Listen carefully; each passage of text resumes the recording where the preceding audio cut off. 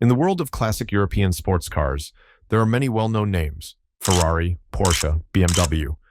But there's one car that often gets overlooked, despite its significant impact on the automotive world of the 1970s and 80s. That car is the Opel Manta. The story of the Manta begins in 1970. Opel, a German automaker owned by General Motors, was looking to create a sporty coupe to compete with the popular Ford Capri. The result was the Opel Manta A sleek two-door car that took its name from the manta ray. The Manta A was designed by Chuck Jordan and released in September 1970, 2 months ahead of the new Opel Ascona, on which it was based. It featured a distinctive 3-box design with round taillights similar to those on the Opel GT. The car's styling cues were inspired by the Manta Ray concept car from 1961, which had also influenced the design of the 1968 Chevrolet Corvette C3. Under the hood, the Manta A offered a range of engine options. In continental Europe, buyers could choose from a small 1.2-liter engine, a 1.6-liter, or a larger 1.9-liter option. In the United States, only the 1.9-liter engine was offered. The car came with either a 4-speed manual transmission or a 3-speed TH180 automatic. The Manta quickly gained a reputation as one of the best-handling cars in its class. It proved successful in rally competitions across Europe and the United States, winning numerous events. This success on the rally circuit helped boost the Manta's popularity among car enthusiasts. In the European market, Opel offered several different versions of the Manta A. The most popular was the Berlinetta, which included luxury features like a vinyl roof and rubber trim on the bumpers. In 1975, Opel introduced the GTE version, which featured fuel injection and improved performance. The Manta A's journey to the United States was a bit different. It was introduced for the 1971 model year and sold through Buick dealerships. Initially, it was marketed as the 1900 Sport Coupe or 1900 Rally, rather than using the Manta name. The Manta nameplate was finally added to U.S. spec models in 1973. As the 1970s progressed, changing emissions regulations in the U.S. led to decreased performance for the Manta. The 1.9-liter engine, which initially produced 90 horsepower, was detuned to 75 horsepower by 1973. This led to declining sales as the car's performance no longer matched its sporty looks or price tag. Despite these challenges, Opel continued to develop special versions of the Manta A. One of the most interesting was the Turbo Manta, a limited production model built in collaboration with British company Broadspeed.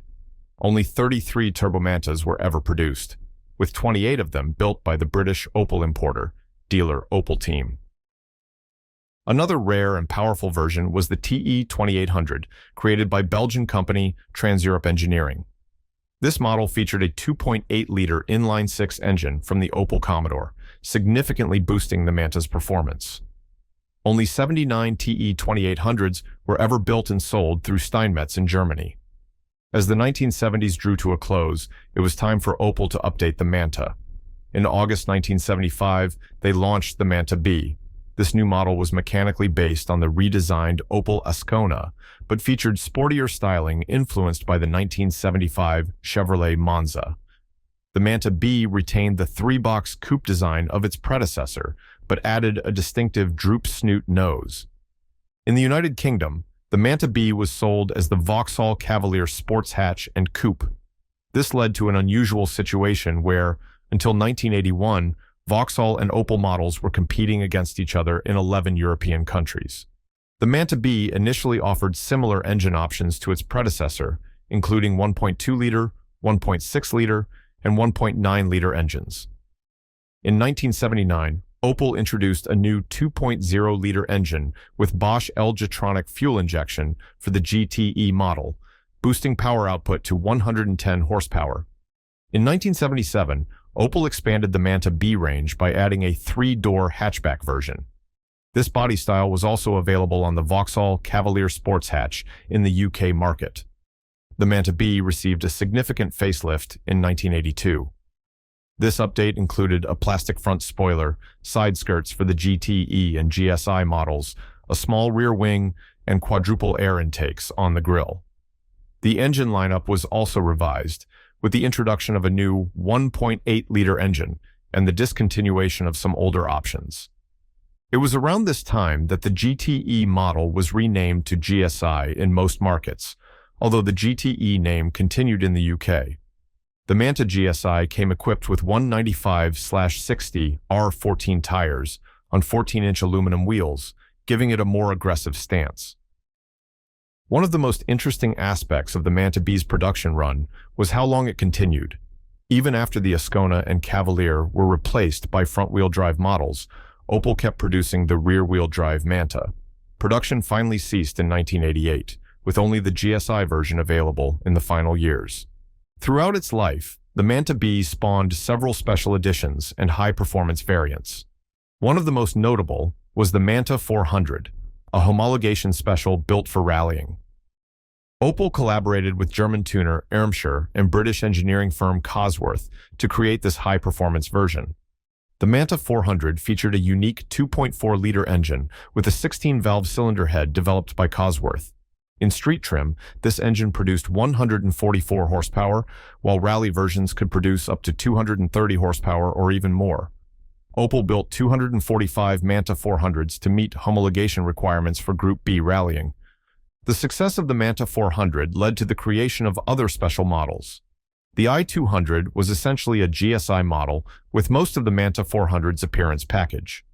Opel produced 700 of these. Even rarer was the i240, of which only 300 were made. This model used the Manta 400's engine block, but with a standard 8-valve cylinder head. Irmscher, the German tuning company that had worked on the Manta 400, also created their own special versions of the Manta. In 1977, they had built 28 units of a Manta B, fitted with a 2.8-liter inline-six engine from the Opel Admiral. Later, in 1985, they created the Irmscher i300, which is considered the most powerful Manta B ever released to the public. Only 29 of these were produced, featuring a 3.0-liter engine from the Opel Manta and Senator models. The Manta's success wasn't limited to the street and rally stages. It also found fame on the silver screen.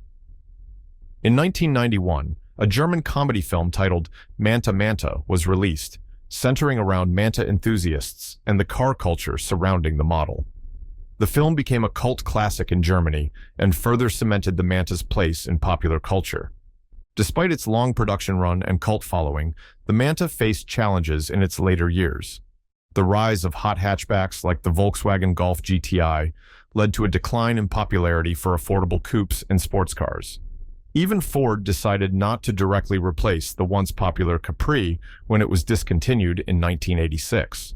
However, the Manta had left its mark on the automotive world. Its blend of style, performance, and affordability had won it many fans. Even today, well-preserved Mantas are sought after by collectors and enthusiasts. The legacy of the Manta lived on in its successor, the Opel Calibra. Launched in 1989, the Calibra carried forward the Manta's spirit of accessible performance and striking design. In the UK market, it was sold as a Vauxhall, continuing the practice established with the later Manta B models.